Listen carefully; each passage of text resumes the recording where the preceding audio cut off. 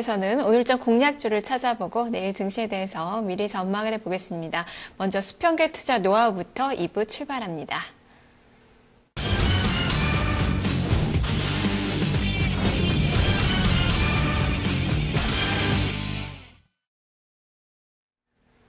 네, 수급 주체들의 평균 단가를 활용해서 오늘장 투자 전략을 세워보는 시간입니다. 신현식 전문가와 함께합니다. 전문가님 안녕하세요. 예, 안녕하세요. 네, 오늘 수급상은 좋습니다. 외국인과 기관의 동반 매수세 들어오고 있는데 외국인의 현선물 매수세가 상당히 눈에 띄는 또 하루입니다. 지금 외국인 투자가들 2,300억 원 이상의 매수세가 좀 들어오고 있고 기관 쪽에서도 지금 300억 가까운 매수세가 들어오고 있는데요. 자, 오늘의 수급의 특징을 어떻게 봐야 될까요? 예, 오늘 이제 외국인들이 매수하는 주식을 좀 보게 되면요. 외국인들은 이제 SK 하이닉스를 좀 가장 좀 많이 사고 있다라고 좀 보여지고요.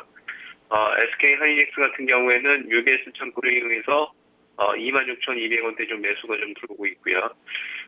근데 이제 SK 하이닉스 같은 경우에는 이제 최근에 차트 그래프를 보게 되면 보조지표상에서 RSI가 70에 올라왔다 고점을 찍고 눌렸다가 이 전고점을 돌파하지 못하고 단기 박스권에 좀 들어와 있고요. 볼리저밴드 하단선에서 상단선 올라가면서 지금 음봉이 3개가 나오면서 저항을 받고 있습니다. 근데 이 구간대에서는 이제 외국인과 기관의 쌍끌이 매수가 좀 들어오고 있는데 크게 돌파하기는 좀 힘들 것 같고요. 제가 봤을 적에는 돌파를 해주기 위해서는 시간적인 기간 조정이 좀 필요하다 이렇게 좀 보여집니다. 그래서 오늘은 26,200원대에 좀 매수가 좀 들어오고 있는데 3번 동안에 밴드의 상단선 라인에 걸리기 때문에 이 자리가 단기적인 고점이 될 가능성이 좀 높고요. 지금 매도 못하신 분들은 기준선인 25,500원 라인 때만 지지를 해준다라고 하면 다시 한번 추가적으로 돌파 여부를 좀 지켜보시고 그때 매도하는 전략이 좋을 것 같고요.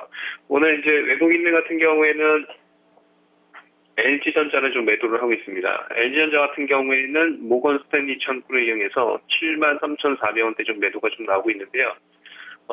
마찬가지입니다. 우리가 이 RSI 보조지표가 70권에 올라갔다 눌림목이 형성돼서 다시 한번 재차 올라갔다가 두 번의 RSI 70을 찍고 고점을 형성됐죠. 그 다음에 이제 주가가 좀 밀리고 있습니다. 그때 당시에 기관의 매수에 의해서 주가가 상승했다라고 좀 보여지는데 지금은 기관들이 고점에서 매수했던 부분들의 차익 실현을 지속적으로 하고 있죠. 오늘 이제 모건 스탠리 창구를 이용해서 73,400원대 매도세가 좀 지속적으로 나오고 있는데요. 이 주식은 외국인보다는 기관이 순매수 전환되기 전까지는 반등이 좀 약할 수 있다. 그래서 이 주식은 반등이 좀 나온다라고 하면 역배열 추세에서는 75,500원까지 좀 보유 전략이고요. 그 다음에 볼리저밴드 하단선 라인대를 좀 이탈하면 안 됩니다. 이탈하게 되면 RSI 보조지표 30권 밑으로 좀 조정이 좀 들어올 수 있다. 이렇게 좀 말씀드리겠습니다. 네, 지금 LG전자 말씀해 주셨는데 LG전자가 최근에 기관 쪽에서 꾸준하게 매물이 나오면서 주가도 좀 위축된 그 모습이 나타났는데 그래도 외국인 투자가들이 어느 정도의 매수세가 유지가 됐었어요. 하지만 오늘 매도로 또 돌아서는 그 모습이 나오고 있어서 이렇게 양수급이 좋지가 않다면 추가적인 하락을 조금 더 염두에 둬야 되는 건 아닌가 싶거든요. 그렇게 좀 봐야 되는 건가요? 예, 제가 이제 이걸 보기 전에 LG 디스플레이를 좀 한번 보겠습니다. LG그룹 중에서 대장인데요. 이 LG 디스플레이 같은 경우가 지금 보시게 되면 이 볼리저밴드 하단선 수축하면서 방향성을 밑으로 잡았기 때문에 이제 주가가 이제 밑으로 가고 있거든요. 이 LG그룹 내에서 대장인 방향성은 밑으로 가고 있기 때문에 LG전자 같은 경우에도 방향성이 좀 밑으로 갈 가능성이 좀 높습니다. 그렇기 때문에 이제 기술적 반등을 이용해서 빨리 좀 매도하고 좀 나오는 전략. 지수가 얘는 지금 이제 2,000포인트로 올라간다고 하더라도 추세 자체가 이미 꺾였기 때문에 크게 뭐 이런 주식들을 매매를 하게 되면 소외될 수 있다라고 좀 보여집니다. 네, 일단은 기술적 반등이 한 75,500원 정도까지 나오면 그 정도의 매도를 해보자라는 관점이시네요. 자, 종목에 대한 이야기 들어봤는데요. 그렇다면 오늘 시장 전략은 어떻게 세워봐야 되겠습니까? 네, 오늘 이제 가장 중요한 시장의 전략은 이제 어저께 이제 FOMC 회의에서 이제 뭐 4가지 카드가 나올 것으로 좀 보여졌는데 거기서 이제 가장 좋은 시나리오가 4차 양적 완화에 대한 부분입니다. 그 4차 양적 완화를 시행하겠다라고 이제 그 재료고 내용이 가장 좋았던 부분인데 연준에서는 4차 양적 완화를 하겠다라고 얘기를 했지만 1월 달에 하겠다라고 좀 얘기가 나왔습니다. 우리가 이제 3차 양적 완화는 MBS를 매월 400억 달러 매입이었는데 4차 양적 완화 같은 경우에 850억 달러의 국채 매입을 통해서 4차 양적 완화를 하겠다라고 좀 얘기가 나왔기 때문에 1월 30일 날입니다. 1월 30날 이제 FOMC 회의 때 4차 양적 완화 하겠다. 이건 이제 날짜가 정해진 미래의 호재입니다. 네, 호재이기 때문에 오늘 주가가 좀 상승을 한다라고 좀 보여지고요. 이제 종합지수 흐름을 좀 보겠습니다. 우리가 예전에 차트를 좀 보게 되면 종합지수상에서 9월 달에 RSI가 70톤 이때 찍었을 적에 이때 잘 기억을 하셔야 됩니다. 이때 주가가 올라왔던 부분은 3차 양적 완화가 발표되는 시점에서 RSI 70을 찍었다라고 좀 보여지고요. 오늘 같은 경우에는 4차 양적 완화를 발표를 한 다음에 1월 30일 날 하지만 그 기간 동안에는 미래의 호재, 이게 호재가 좀 있고 저점 대비 주가가 상당 부분 좀 많이 올라왔긴 하지만 지수의 상승은 약 한 2,000포인트까지는 잡으셔야 되지 않을까 이렇게 좀 보여집니다. 그래서 보조지표상에서 RSI가 70건을 이탈하지 않는 상태, 그리고 이제 종합지수가 이렇게 RSI 70건 이상이 오면 주식을 이제는 뭐 강력하게 홀딩하기보다는 단기 매매를 하면서 비중을 축소, 그래서 상방은 2,000포인트까지 이렇게 좀 보시는 게 좋을 것 같고요. 그 다음에 이제 거래소 시장이 2,000포인트까지 올라온다라고 하면 상대적으로 수혜받았던 코스닥 시장의 반등이 좀 예상이 됩니다. 그래서 거래소가 2,000포인트 찍으면 그때부터 천천히 코스닥 쪽에 관심을 갖는 전략이 좋지 않을까라고 좀 보여지고요. 그 다음에 이제 오늘 이제 뭐 지수가 2,000포인트를 가던 2,200포인트를 가던 뭐 LG전자나 LG디스플레이 같은 주식들을 좀 매매를 하게 되면 시장에서 소외될 수 있습니다. 그래서 제가 오늘 말씀을 드리는 주식들은 지수와 상관없이 매매를 좀 피하는 게 좀 좋지 않을까라고 좀 보여지고요.